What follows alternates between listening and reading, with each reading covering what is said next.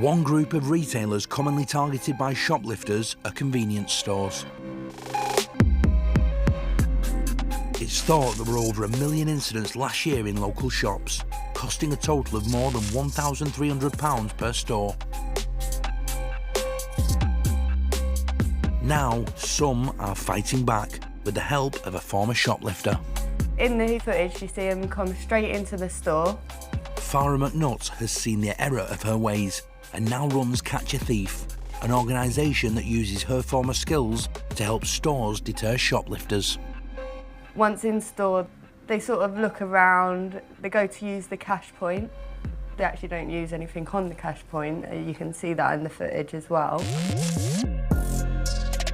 The first ruse in the shoplifter's box of tricks is showing no fear. One of the top tactics there is confidence. You look like a normal shopper, and because you're confident about it as well, it just shows like you own that part there. The pair waste no time selecting items. He's just literally opening the fridge now to grab some meat items there, while the other one's around the corner. And he's going around the corner to his friend who's got the bag on him. And he's in the freezer aisle grabbing stuff like pizza and everything like that as well. So once he grabbed the pizza, he's just dumped it straight in the bag there. And then they sort of walk around.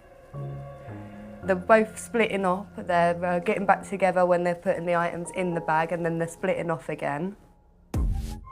For a pair that came in together, this is an indicator that they may be up to no good. What I would class as a red flag is they're splitting up, they're coming back together and then splitting up again. A lot of the time people, when they're shopping, they'll stay together even if they are getting different things, unless someone's just running around the corner quickly to put something in a basket. But most of the times you'll stay together. There's also a telltale sign in the items the men are targeting. So they're not finished yet because they're still selecting items there out of the fridges and the freezers. They took 2 packs of smoked bacon there. They took steak, 2 packs of steak as well, 2 packs of mini fillets. They took sausage as well. Meat is regularly at the top of the shoplifter's hit list. It's so easy to sell, and that's why you need to keep it locked up, like put alarm tags on it, keep a watch on it, you know, put a bit more CCTV in the area of the aisle that it's in so the staff can always have their eyes on them areas. But these suspects finish their shoplifting spree undetected. He's picked up a crate of Stella now as well, so he's walking out the store. They've got the meat, they've got the beer, and off they go there. Right out the store, and then you can see him go straight out the distance there. In total, they got away with goods worth just under £40. Independent retailers, they take hard hits, you know. If someone's walking in there and taking £40 each time, it's going to cost them a lot of money. They can't claim off their insurance because it puts their premiums up. So they're really suffering at the minute with the theft. It's not just meat that's on the shoplifters' wanted list. Another popular target is cheese. The man walks straight in there with his checkered top on. He goes straight to the cheese aisle, no playing around there. He knows what he's getting. It looks like he's just grabbing cheese to the customer next to him. In fact, the suspect makes off with around £18 worth of a product that's easy to sell on. If you wanted to sell cheese or anything like that and there's someone down the road that's willing to pay £5, £10 for all that cheese, then you're quite happy. You've got the money, they've got the goods, so you feel happy. But for stores, this type of theft is difficult to spot. I would say he's done this before. You can see that with the confidence he has going in there, grabbing it, going out.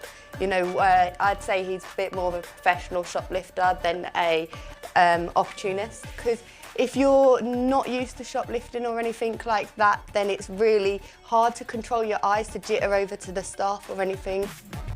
He ain't really got any unusual behaviour, so there's no time or any red flags there, except the fact that he's got a bag for life on him, but half the customers nowadays do have a bag for life with them as well.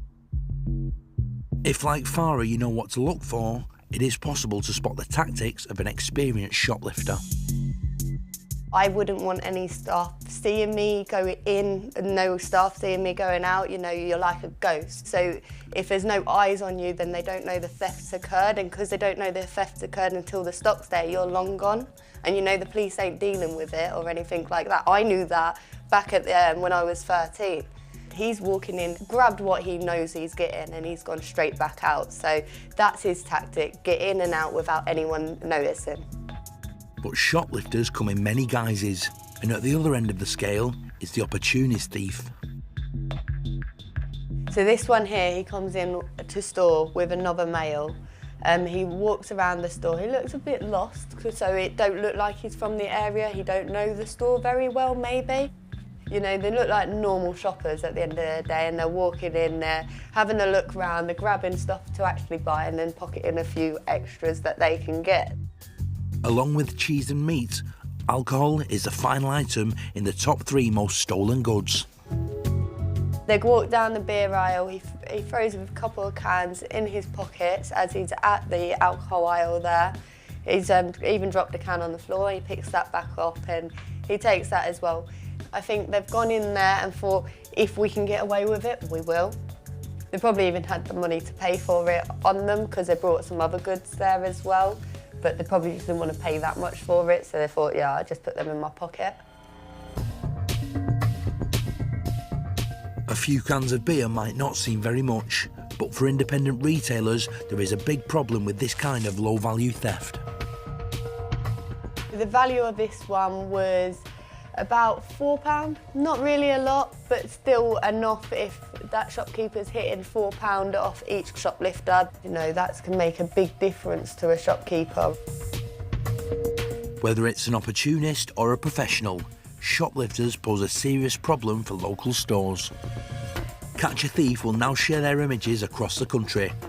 So even though they think they've got away with it, they are marked men, helping shopkeepers stay one step ahead of the thieves.